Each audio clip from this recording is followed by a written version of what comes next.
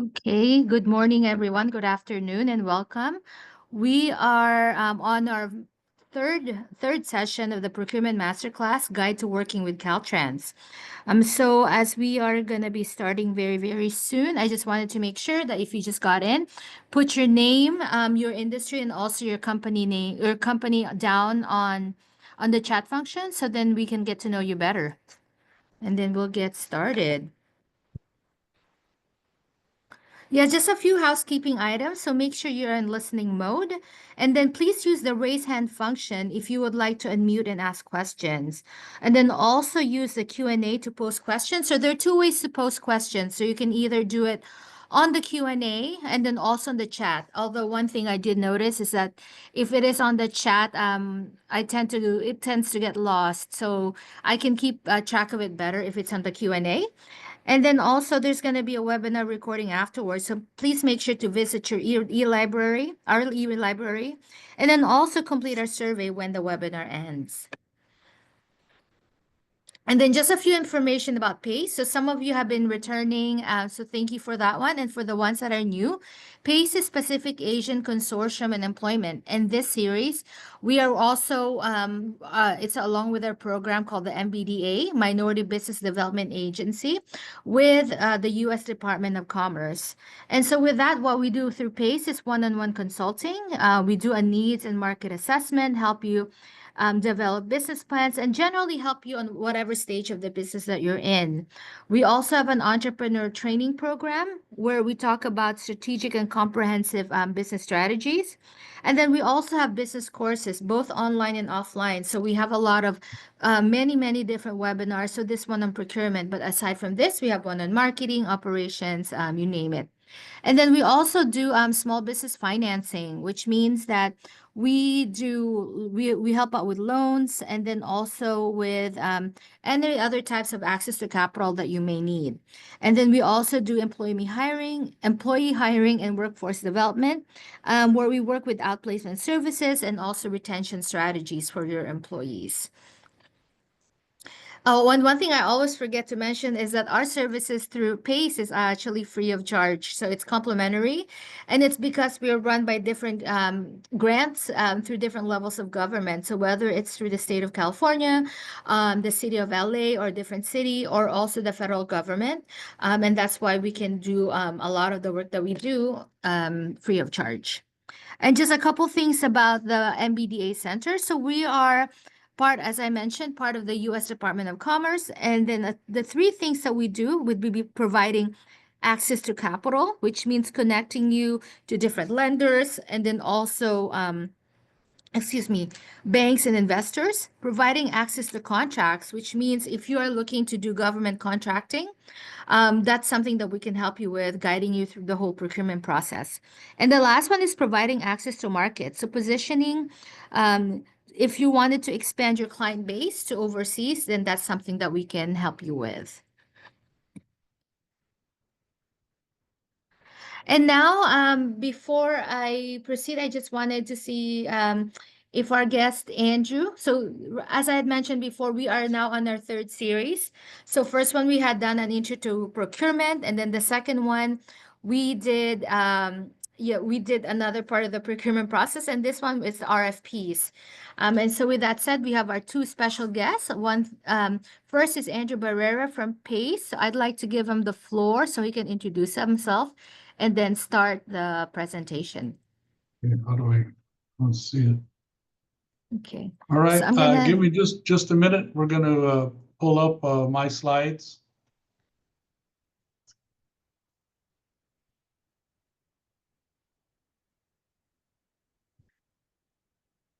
Yep.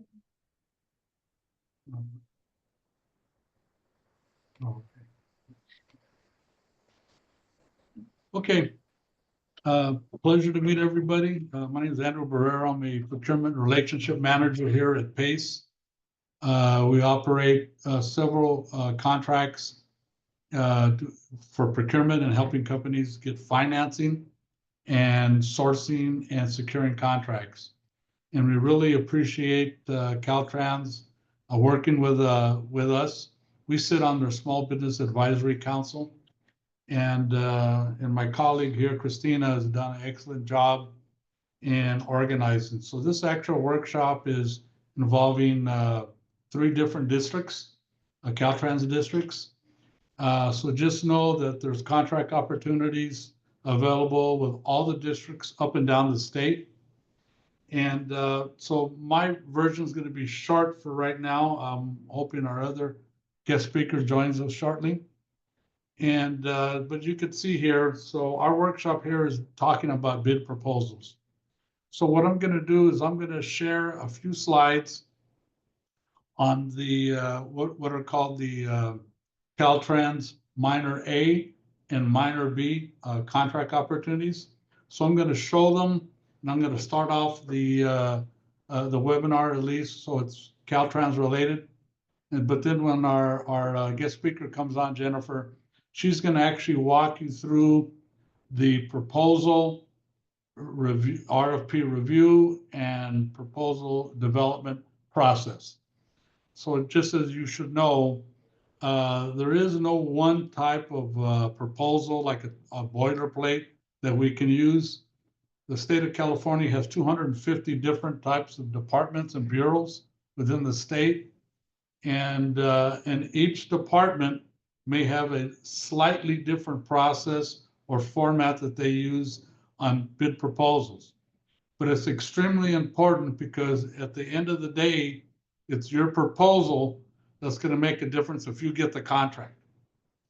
And so understanding the nuances of your company and what you bring to the table in a competitive process of how you can present your proposal presentation, including bid budget, that really accents your company's nuances to really set you apart, to make you the obvious choice. And we'll go more into detail with that shortly.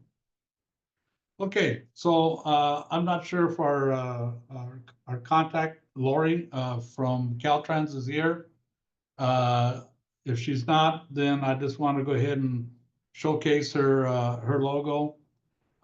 She's the liaison in the Orange County region, and every county has their own contact. So, but as you can see, here's her contact information and her phone number. And so you can either outreach to her directly, or you can get a hold of myself or Christina, and we'll follow up with you, and we'll make sure that we can help you. Okay. So what we're really kind of looking to, at least my small portion right here, is I call the minor contract program. So earlier in our 4-part webinar series, Caltrans presented what the minor B programs are, and that is specifically designed for small businesses to procure contracts. So I'll show you how to source that, and then we'll get into the at least initial proposal development, so you can see what the format should look like. And in the process, we're also going to show contract compliance requirements. And then I'll turn it over to our speaker here, Jenny, and she'll go into detail, and she has a very good presentation in line for us. Okay, so the minor Caltrans minor contracting program, the basic is called minor A and minor B. Minor B are for contracts from $5,000. We have a client that got a $5,000 cleanup contract. He's a commercial cleaning company, and they did some work. So they can range for anywhere from $5,000 to $461,000. And then the minor A is from $461,001 all the way up to 1.25 million. So you can see these are really not small contracts at all. They're very decent sized contracts. And so and this is through every 2 years, all the different departments districts decide how many of the contracts that they're going to set aside just for small businesses. Now, one very important thing to know if you're going to bid on the minor A or B contracts or the new emergency services contracts that are coming out because we got climate change that is happening, you have to get the SB certification, okay, on the Cal eProcure site. And if you have any questions about that, you get a hold of us and we will help walk you through that. So what you're going to do is you're going to go to the Cal eProcure site here, and it's really for the Department of General Services. That's kind of the big buyer for the state. And as I had mentioned, there's 250 different departments and bureaus within the state of California that are all looking to issue contract awards and need products, commodities, and professional services. And here at Caltrans is primarily in construction, but they buy everything too as an agency. So just keep that in mind. So what you're going to do is right here where the arrow is, we're going to hit that. We're going to go to search, and that's opportunities. But in order to get the SB certification, you can see down here, it says get certified. So you're going to register with the state, sell to the state first. Then you're going to go get your certification. And then we're going to start looking for opportunities. So we're going to hit search opportunities. And what we'll do is under here, you can see here, event search. I just put minor. And when I did that, it pulled up a whole bunch of contracts. Now there's pages, I don't know, there's probably 100 potential proposals that are there. Now up in the top here, when we look at event status, so these are posted, that means these are current opportunities that are available that we can take a look at. But you could also, there's if you hit there, historical. And what's important about historical is that we can see if there's any contract cycles that are going to come up, and we can see what are the departments that buy what we sell. And so that's also, so learning how to utilize this portal is extremely important. Okay, so now if we look at the very top one, and we're just gonna, and I'm gonna cut mine a little bit short, is here's how to replace fences and gates. So the majority of these contracts, okay, are short-term contracts that are probably 30 days in length or less. And if they're 400 and if they're the minor B, you probably do not need a bond in order to perform. So that'll be waived. But as you can see here, we got the Department of Transportation, which is Caltrans. So if I was to tap onto that to see what I need to do to look for replacing a fence or a gate, that's what we would do. So when I hit that, then here's a brief description. So before I go to the event package where I can pull down the RFP and any attachments, like maybe there could be a bid form or other forms that are related to performing a bid, submitting a bid. But you can see, so we have a contact person. Okay, here it talks about pre-bidders conference. This is non-mandatory. If it's mandatory and you do not attend, you will not be able to submit a bid. So just know that these are the nuances of going after a competitive bid with Caltrans or the state of California. So it's important that we understand the protocol. Okay, and you can see here, so this is the event date, was initiated yesterday for this contract. And if you look all the way down, okay, it says here, there's no disadvantaged veteran business enterprise goal. So it's kind of open to all small businesses. But if you have a certification and the SB certification that you must have, we want to make sure we post that. Because if you make it to the short list, now on this particular contract for the fence replacement, this district needs to get at least 2 bids. And so that kind of gives you the information. So originally the opportunity was published on the 3rd and the event ending. So it looks like you're gonna need to turn this in. It needed to be turned in yesterday at 2:15. If you miss it by a minute, you will not be able, they will not accept your bid in the portal. So it's really important that we understand. Now, if you look at the very bottom here, it says a payment bond, an assurance bond will be required at the award of the contract. So a payment bond is that if you have a subcontractor, a payment bond guarantees that subcontractor that you're probably going to get paid. The subcontractor, or you as a prime, must pay the subcontractor within 10 days, 15 days of you getting paid. And so the Caltrans, under this particular contract, if you have subcontractors, is going to require that you have a payment bond. And if you don't pay your subcontractor, they can enforce that bond and pay the subcontractor, and then the bond company is going to come after you. So we just need to understand how the protocols and how they work. And bonds are a guarantee that you're going to perform. A bid bond is that you're guaranteeing the price that you're submitting. A payment bond is you're going to pay your subcontractors, okay? And the surety bond, generally for the larger contracts, guarantees that you're going to perform on that bond as well. Okay, so now we're going further into the download of the equipment. Now you can see here, this is called an invitation for a price quote. It could be an RFP, an invitation to bid. There are different categories, but this is one that they're looking for a price quote. And remember, these are short-term projects, but it's a pretty nice size, it's almost $500,000. So as you can see here, the bid, they tell you specifically, and here's the justification of what they're looking for. This bid is a minor B contract, which is up to $461,000.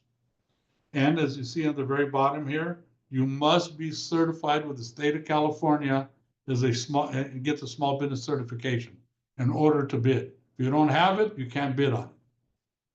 And here's a little bit further, notice to the bidders, where it goes, they're looking at that. If you're a prime contractor, you're going to have a Class A or a Class C license. Okay, you must be certified as a small business. There's no DVEB certification required on this one. So if you have it, we want to list it. Okay, and now they're talking, this work needs to be done in 25 days. So this is a short-term project. So we need to know that we have the capacity and that we have a time schedule that we can introduce when we submit a bid, that we can do it within 25 days, all the way through.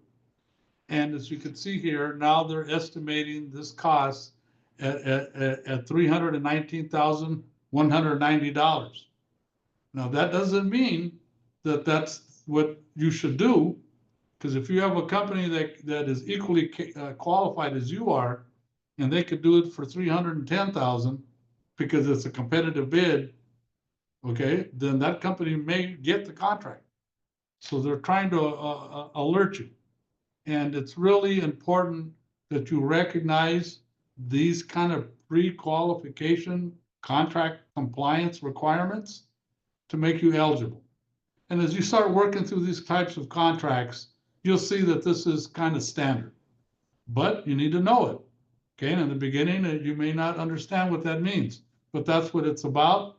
And if you get the opportunity that you want to bid on something like that, you're either going to contact us, or if you want to hire Jennifer, because she's developed a high skill set in drafting and submitting proposals, and I think almost every single one of her proposals made it to the short list, which is extremely important. Now here is kind of, it talks about your bid packet. Now Jenny's going to get more in detail on a more generic, but they fall into these basic categories. Under this particular contract opportunity in this minor B, you can see there's a checklist of documents that you're going to need to attach in addition to the general proposal. And so you could kind of just see what it's all about. And because these are taxpayer dollars, it's required by the state, the government entity, to announce their authority to issue the bid, that they have the authority to do it. And here are some of the forms that are required. that could include non-collusion. Like, somebody in the department, you're trying to get them, you got to agree not to do that, that you're going to adhere to the Family Leave Act, so if you have a spouse or you yourself becomes pregnant and have a child, then they got to give you time out. And these regulations are designed to establish that you're a good corporate citizen, because that's the type of business that we want to give contracts to. And with that, this is just a little introduction. I just wanted to show that there are contracts out there with Caltrans that we can go after, and much larger ones as well. And with that being said, I'm going to turn this over to Jennifer, who's going to walk you through the RFP process. Thank you so much, everyone. It's nice to be here. Happy to get to know everyone, and I'm looking forward to the Q&A section. So that's usually when we get to learn a little bit more about where everybody's at. I'm going to set a timer right now. I think we want to finish. I think I have 20 minutes. Is that right, Christina? Looks about. Yes. Good. All right. Yep, I'm thank set you. for myself. Yeah. Okay. Let me share my screen. I did put my contact information, just my cell phone and my email in there, and then I'll give you guys an opportunity to scan my code as well here. So my name is Jenny White. I'm the owner and founder of Polaris Marketing. We are a full stack digital marketing agency. And over the last few years, I became quite proficient at government contract writing with the help of Andrew and the PACE organization, several other cohorts, and then got to start producing for clients. And like he said, every single one we've done has gotten in the top 3, and we were successful in winning some contracts for clients. That goes for government and private sector. So if you want, scan my QR code there. The reason why RFP and marketing goes together, I'm going to get into that in the slide deck, but let me go ahead and press play on this presentation here. All right, so requests for proposals are awards based on you being able to identify and articulate your unique methodologies and your specialized products. It's going to look at everything that has to do with your business. So what I like to do when I get to know my clients is go through everything top to bottom.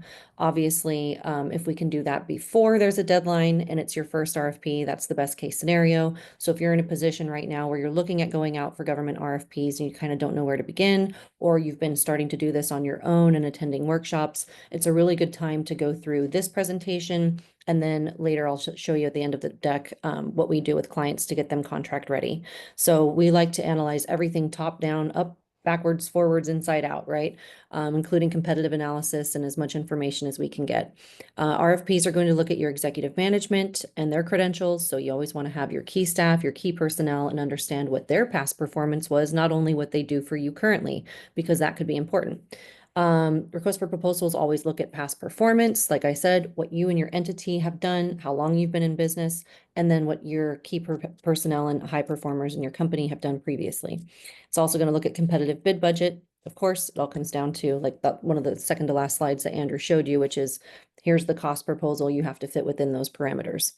Every RFP kind of looks the same. When I first started doing it, my eyes kind of glazed over, probably like everybody else who has ever looked at an RFP, unless you came from some other past life. But they all look the same. They have the same, they're like boilerplate. Like I tell people, if they've ever, been a paralegal or worked on any kind of lawsuit, it's like form interrogatories. It's very, very templated. It's very boilerplate once you kind of get used to the format. This is it. So section 1 goes through the opportunity. Section 2 goes through the proposal. Section 3 is the contract. Usually they will produce an actual contract, like should you win this award or should you win this proposal, this is what the contract will look like. Always sift through that. And just get your bearings with what the contract terms and conditions and the specifications will look like. There will always be appendices and addendums, so you want to look through those. You don't just look at, a lot of times people just look at the RFP. You also want to look at the appendices because you want to know what the scope or what it is that they're requesting on those, and you certainly need to look at all of that before you decide if you want to even go out for the RFP. Then it goes into the instructions for the proposers, the scope of work, super critical. You definitely want to go through all of that with you and your team, whether that team is within your own company or like how I act with my clients. I'm like the external you know, I'm like the internal, external. I know all their inner workings, but I'm also able to read through the RFPs with them and identify if it is a good scope of work for them. And then you go through the RFP goes through the evaluation.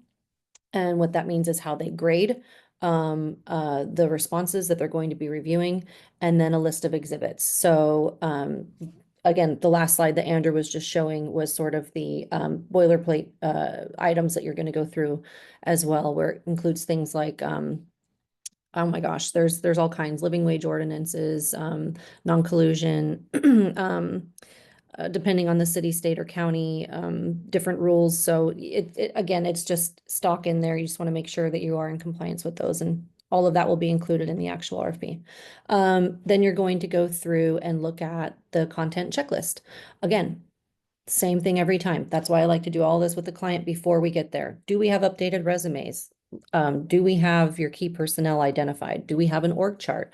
If you haven't made one, let's make it. Let's have something on hand, and we can always modify depending on the upcoming RFP. So first thing that goes into RFP is your cover letter. It has to be on your letterhead and, you know, describe your company history, any notable things that make you unique. I'll get into that in a minute, but cover letter is usually identified in the RFP, and they tell you exactly what they want you to include in the cover letter. And then there's some things that we can kind of add into it to kind of make you stand out. So it goes on your letterhead, has full contact information, and should always have the person who's responsible for accepting the award. Like I said, it goes into description of the proposing organization. Then you want to have this is again just sort of a content checklist. So each of these is a little bit separate. Some of these things will overlap depending on where we decide to put them also in the RFP. So you may see things a little bit repetitive, and that's okay. It's okay to reiterate, rephrase, reframe, and I'll explain why. So you're going to go through the cover letter, description of your organization, how long you've been in business, like I said, your certifications, anything that stands out. Then you're going to go through and make a detailed analysis of your approach, what they call the approach or the methodology, that goes through the scope of services. Then you're going to go through specific experience and qualifications. That could include, like I said, certifications, licensing, qualifications such as any additional credentials that you or your staff may have that are required and or in excess of what is needed for the RFP. Again, market differentiators and things that stand out there. Resumes of key personnel, like I said, can't stress that enough. Get that done before you want to do an RFP, because those are little things that can get caught up. Why? Because you have to go after, you know, 5 or 6 or however many people you're going to be listing in your key personnel for this RFP. You don't want to be chasing people down and, you know, updating their resumes when you have a deadline in 2 to 3 weeks. That's get that stuff done first, and we can always modify stuff later. Cost proposal, budget and financial statements, and invoicing. Make sure you have your invoicing on point. Make sure you have your financial statements, your P&Ls, your budget proposal templates. These are things you can do beforehand also, that again would need to be modified and specified per the RFP that you go for. Appendix, additional required attachments, and then other legal and administrative documents, and they will include those in the RFP as well. Okay, the cover letter, like I kind of described it a little bit. I'm going fast because I'm trying to finish in 12 minutes. Again, company's official letterhead, the person authorized to execute on behalf of the entity to legally bind that company into the contractual obligation, the overview of proposer's experience and capabilities. Again, we're keeping it brief. So this is like, think of the cover letter as like your capability statement at the top of your RFP response. But it's just writing. It's just a cover letter, and you just want to encapsulate what you have and what makes you hopefully jump off the page at the person that's reading it. A statement demonstrating that you understand the service to be provided and that you have read and acknowledged all addendums, and that and specifically list the specifically list the date that those addendums were received and or published. So a lot of times we'll write a cover letter and we'll move on and we'll go into the rest of the RFP, and then guess what? Another document will come out, or you'll go through the mandatory bidders conference and you'll get some questions answered, and then an addendum will come out from that. So you always want to just go back, make sure the final thing you do is just go back to the cover letter at the end and make sure you addressed all of those. Okay, so this going into the description of your organization, You want to do a statement of your company's official proposal to submit a response to this.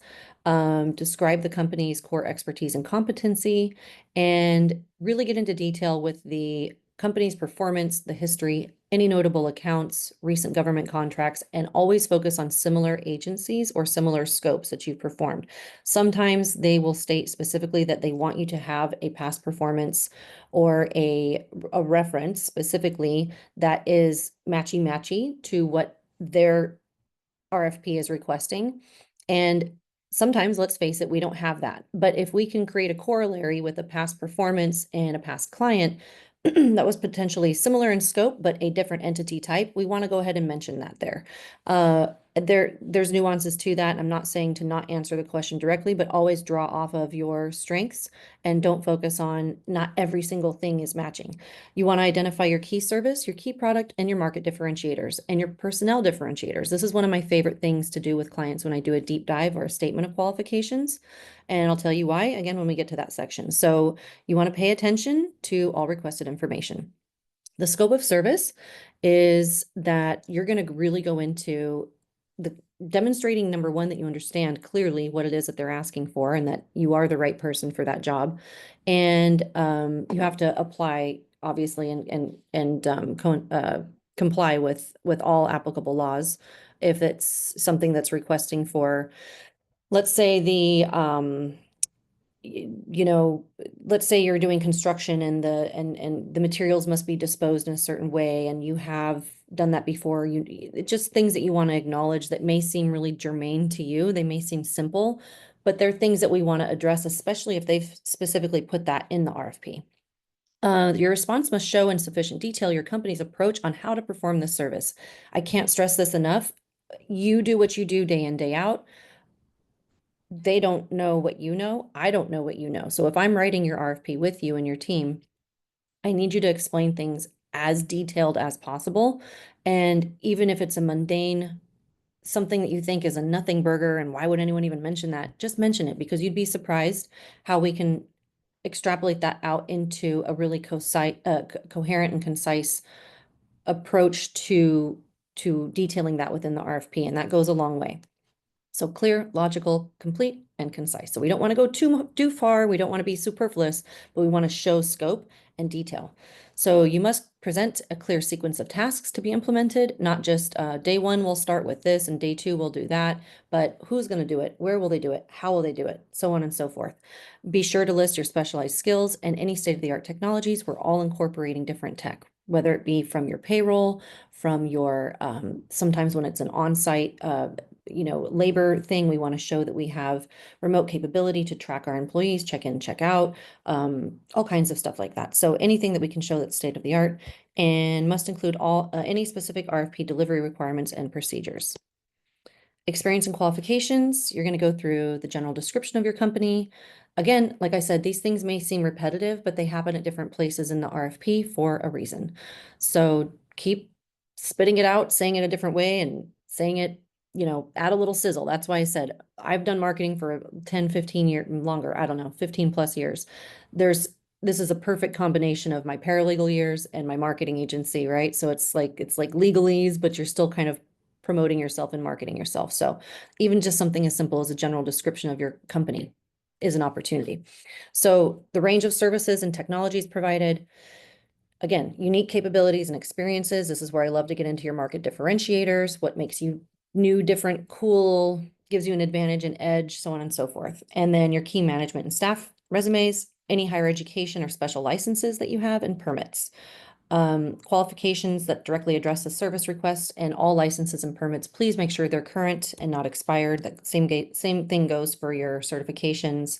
Obviously we've kind of skipped over this, but make sure your taxes are done, you're in good standing, business license. Those are the last things you want to have pop out. So whenever you're going in for RFP, just make sure you have that on a checklist. And then what I encourage my clients to do is to calendar the expiration date, and then create a notification 1 or 2 months prior to that to them and their team, so that they know, okay, this is coming up. I need to make sure I have this on updated. References and experience, super important. Always go through and always have your notable past accounts. I can't tell you how many clients I've talked to also that they forget what they did, or they forget who they had a contract with, or even if it was 3 years ago or 4 years ago. On a prior slide, I think I mentioned, I've seen things go back 5 to 7 years on an RFP requesting past performance or accounts that were similar to their scope of work to what the RFP is requesting. So go back in the archives and pull it out. You want to have your most current ones. Certainly, I would say for the last 2 to 3 years, focus on that first. And if you have to go back further, go back. Get a brief description of the account reference. Always try to find the exact same scope of work or something similar in terms of services provided. Also, we're looking at the size of the account, and then let each of the past accounts know that you are listing their projects as a reference. Some RFPs require that they are able to reach out to those past performance or references. Some just ask you to include their contact information. They will tell you specifically what they want, and so on. So make sure that you make that point of contact, and always keep in touch with your past clients as well. It's always the best practice. Current creditable client references, current accurate contact information. Make sure also when you're listing them that their phone number is current. If there's a new person in that role, you want to sort this stuff out. You don't just want to plop it down and think that once hey Jenny, we did this 2 years ago, it's all the same information. Maybe not. If we're going out for another RFP, is that person still there? Have you reached out? When's the last time that you did? And do they know that we're going to be listing them? Super relevant.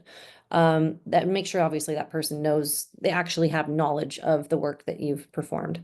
And, I like to call it the client advocate, right? The more people you talk to and the more people you tell that you're looking for these opportunities, you'd be surprised. We have, even with PACE, they're great about that. They're sending out upcoming bids that are available for their clients, and you never know when you talk to somebody, right?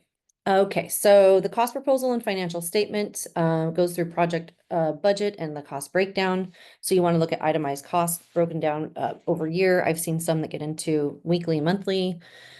Sometimes you want to know that yourself too, just so you can make sure you're budgeting appropriately. Always make sure you go through your overhead, your cost of goods, your labor, invoice rates per billable hour, plus COGS per month, establishing what your profit margin will be. Don't underbid. Andrew's always big about saying that, don't underbid.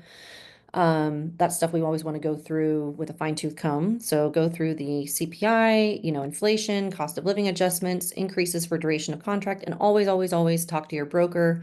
And like I always say, anybody that's on your team, always kind of run things by them to see, hey, are there any, if I go out for this RFP, is my insurance going to go up? And if so, I need to calculate that into my cost for the bid. Financial statements, P&Ls, always, balance sheets, always. Sometimes, depending on the size of the contract, they'll ask for audited financials, reviewed or compiled. And then, this last one's kind of a yes, establish your company's financial stability, we hope. Proposal evaluation. So they're always going to look at the following: financial stability for sure. Do you have cash on hand? Do you have lines of credit? Are you cash flow positive? Are you at the capacity financially to successfully incorporate this project into your current operations from a financial and from a capacity standpoint? Can you produce the work, and are you financially capable of sustaining the work? Usually these contracts are, again, we're looking at duration and scope and everything, but if they're longer term, obviously this comes into an area where you definitely want to lean on the resources of PACE to look at that. What other, financial resources do I need to entertain in order to successfully demonstrate I can accomplish this proposal? So financial stability, experience, qualifications of the firm, technical competence, that gets into the RFP writing and the actual details that we provide.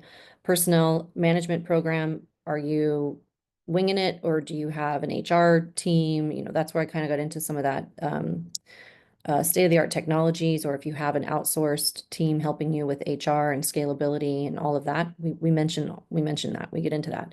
Costs, insurance, and bonding. Again, PACE is amazing at helping with that. Okay, I've got 1 minute left. I'm almost there. Okay, so every RFP will also show you this little grid. It'll show you how they're actually evaluating the different sections of the RFP. So we always like to go back and look at this, and it'll help us determine, hey, we really want to make sure we're strong in this area. This is the most amount of points.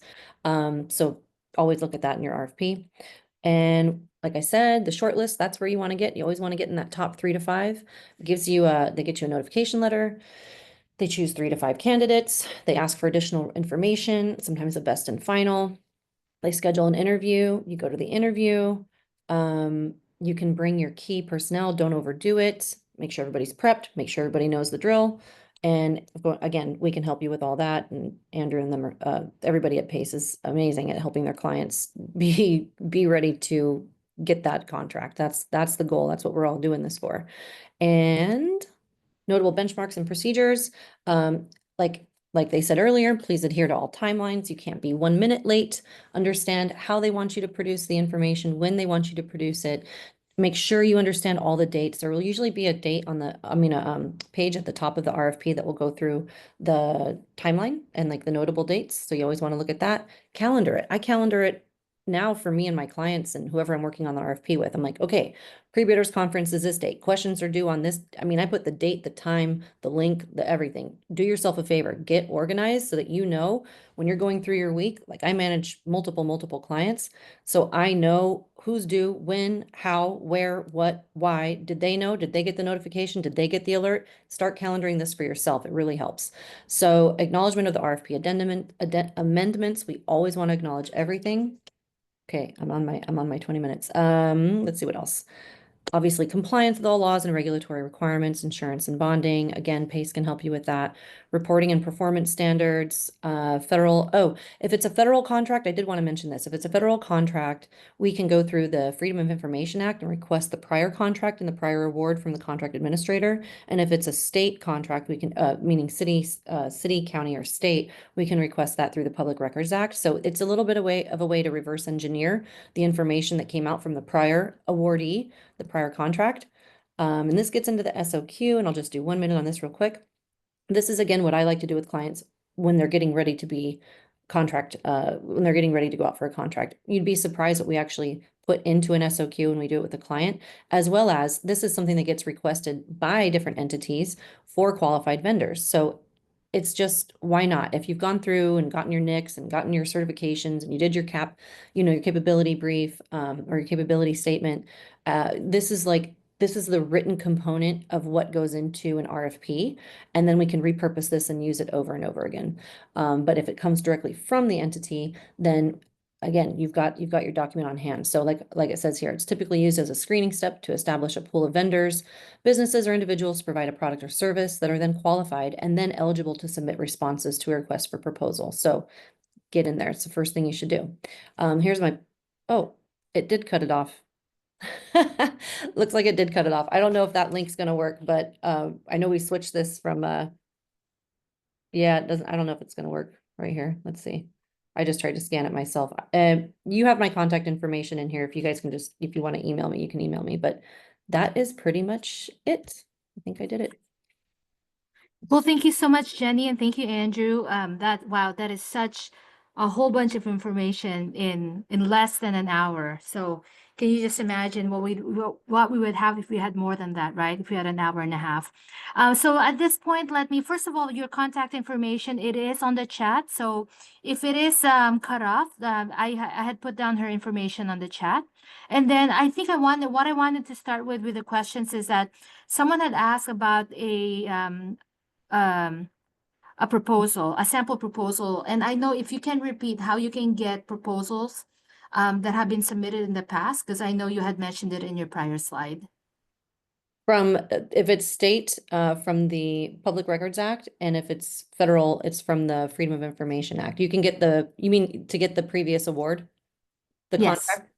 So if you want to see the previous contract, Andrew, do you want to explain a little bit more detail how they can? I would just say, there's really not one template on a proposal. All of them are a little bit different, but it's a good best business practice if you have enough time, because you've been studying and researching that contract opportunity coming up, to submit a Freedom of Information Act if it's federal, or Public Records Act. And I would direct you to ask for the winning proposal, so we could see how it was formatted, what the budget was, what nuance differentiators were brought up. that made that company or that bidder more successful and competitive that gives them the contract. Also, you can see how they charged, and put their bid proposal together. And so it's not one that you can copy and that it's going to help you. It's something that you need to see what worked with these other companies and how you can adapt it for your company. And, but if you can get it, and if they don't give you the winning proposal, then at least to get a sample copy of the contract that was issued, and we could kind of reverse engineer it. And you could see the actual deliverables and the timelines that you have to adhere to, and contract compliance issues as well. Great. Thank you, Andrew, and thank you, Jenny. And I think there are a few questions about whether they can receive the slides. Yes. So after this one, what I typically do is I send up a follow-up email with a recording link and then the slides as well. So you'll be able to receive that one. And then just going through the questions, let me see. How do subcontractors know when the prime was paid in order to know if they were paid within 10 days of the prime? Well, okay, so mostly in the government contracts, so I think like the state of California, I believe, they have a Prompt Payment Act, which means typically prime contractors have to get paid within 15 days of submitting an invoice. And that kind of extends down to the subcontractors. Now, back in the old days, there was a chronic practice where the primes were not paying their subs in a timely manner. But the government and basically the private sector and utility companies, they want to make sure that their product and service they're receiving what they paid for, and that all the entities that are involved are getting paid timely. So there's, some legal good faith that's going to be done. But typically, if the prime gets paid in the contract, so you as a subcontractor, you need to come to that agreement. Go, okay, this is a service we're going to provide. Here's the schedule of when we're going to provide it. When can we expect to get paid? So you're going to have those. You're not just going to leave it up in the air and let them decide. A prudent business manager is going to make sure that we have that clear understanding. Because remember, these contracts and these sub-agreements are legal. They're legal instruments, and they're ruled by law. So just know that. But there's a general protocol how it's followed. Okay, thank you, Andrew. And I wanted to ask this question because I've heard this question so many times. In regards to experience necessary for a contract, what if my company is newly formed? Can I still bid? And if my company is newly formed, but they still have 20 years of experience in the industry. So they're asking if they're newly formed, but they do have a lot of experience in the industry. And I think it's Jenny or Andrew, if you can answer this one. If they're Okay. newly formed entity and they want to go as a prime? Maybe prime or subprime, but I guess the question is if they're newly formed and then they don't, the company necessarily don't have the experience, but they do. I guess it's a matter of how do you market them so then they can still show that they have the experience, not the company, but then the person itself. So we're working actually with a client that does environmental testing and geoscience, and they're going for a contract with a local city. And in the proposal itself, they're saying, can you tell us what you have done, your company has done in the last 5 years? And this company has only been in existence 2.5 years. So we identify that as a challenge, but the reality is, so like the questionnaire just said, that they have 20 years experience. Well, that's how we overcome that challenge. So as a former procurement officer or manager myself, I want to get the best qualified people. And if I see your company has only been in existence 5 years, but you got 25 years of high-level experience, then that's what we're going to present. Because if you had that 20 years of experience in performing, that means your company right now has that same skill set and that same technical expertise and the past performance history. So that's how we will address it. You may get somebody, because sometimes the proposal reading and selection is subjective. and they may hold you straight to the law and say, no, we need you to be in business 5 years, then that's a gamble we took. But an effective procurement officer or manager or proposal manager, he's going to recognize that you have that skill set and that history of performance, and I'm going to go with the top candidate. And if I can add, if I'm not mistaken, I get the hunch that whoever asked that question is probably a brand new company. And that's something that is, it's hard to, like, a lot of companies are within their first year. Again, remember, they're looking at your financial, they're still going to look at your solvency, you know? And so if you're less than a year old, if you haven't been in business for probably, what, Andrew, like at least 2 years? So keep in mind, anytime you give a contract out, so like myself, I used to be a trans deputy, and we're trying to find a new shuttle service, and it was a $1.2 million contract. It's a risk, you know, so companies that have not been in existence, it's a higher risk. So how do we mitigate that risk? So part of mitigating the risk is to show that your senior level or your skilled staff has that exact experience and the longevity of being able to perform. So it is a challenge as a new business, but we got to start somewhere, and we got to be able to showcase what we're bringing to the table. Yeah, so that was from Hector, I guess. What line of business are you in? Sometimes it's better for brands. I get that a lot. I get a lot of new companies that are really excited and they hear about government contracting and they want to do it.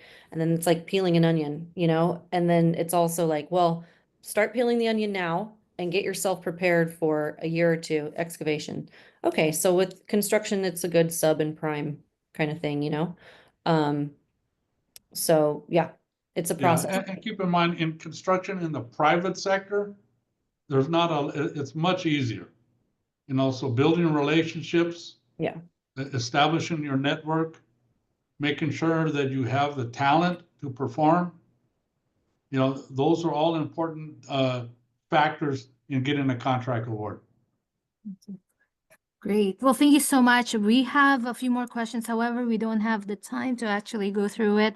So I just wanted to close it off and say, if you have any more questions for Andrew or Jenny, I will send a follow-up email with their information, and then you can contact them directly. And then also in the meantime, feel free to contact me as well. As I mentioned earlier, through PACE, we can offer one-on-one consulting, including any of your procurement needs. And then it's all free of charge, right? So then, and then we also work with Jenny on more detailed, if you need more detailed proposal writing, and that's how we work with her. So if you wanted to I'll just give you a second or two to just scan this code. And then what I'm going to do is also tell you about the upcoming webinar. So as you may know, we are now on session 3. So session 1, we had the introduction to the Caltrans procurement system program. Session 2, we had a session on obtaining certifications, and this one is working on bid proposals. As you had seen, there's just so many things to learn about bid proposals, and our speakers did such a wonderful job in condensing it in about 45 minutes. But yes, if you have any questions, I'll make sure that I will send their information in the follow-up email. And then next week, we are going to be closing off on session 4, which is access to capital funding to fuel your liftoff. So after you've gotten the proposal, or even before, right? So what are the access to capital funding opportunities and options that you may have? So if you can I'll just give you a few more seconds to just scan this QR code. And then I am going to be... I don't see a QR code, do you? Oh, here, just on the flyer, it's on the right side. Just right, it's a colorful QR code. Maybe I'm just not seeing it. Oh, okay. Through the Yeah, so what I'll do is if you don't see the QR code, just wait for my email. I'll be sending it out in the next day or so. Just to make sure that you have everything. So with that said, I wanted to close it off. Thank you so much, Jenny and then Andrew, and thank you for Caltrans for giving us this opportunity. We're always happy to have the opportunity to work with Caltrans and all you guys in any of your procurement needs. So hopefully we'll see you guys next week. Okay, thank you. Good luck, everybody. Thank you, everyone. Bye-bye. Thank you, Christina and Andrew. Thank you.